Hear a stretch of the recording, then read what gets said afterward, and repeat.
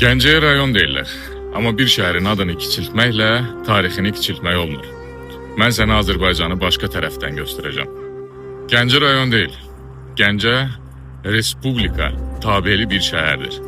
Və Azərbaycanın inzibati bölgüsündə Gəncə rayonu adlı vahid yoxdur. Bu torpaq 1000 illik şəhər mədəniyyəti daşıyır.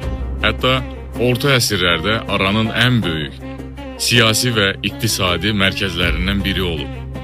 Böyük ticarət yolları buradan keçib. Sənətkarlıq, elm, poeziya burada formalaşıb. Burada Nizami Gəncəvi dünyaya söz məktəbi qoyub. Burada Məhsəti Gəncəvi Şərqin ilk qadın şairələrindən biri olub.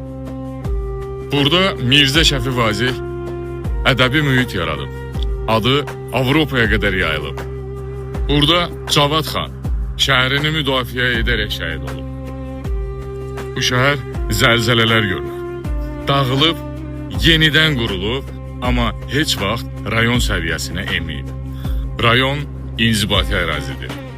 Şəhər isə tarixdir, mədəniyyətdir, kimlikdir. Və bu kimliyə rayon demirlər, qadın alım. Sağ olun.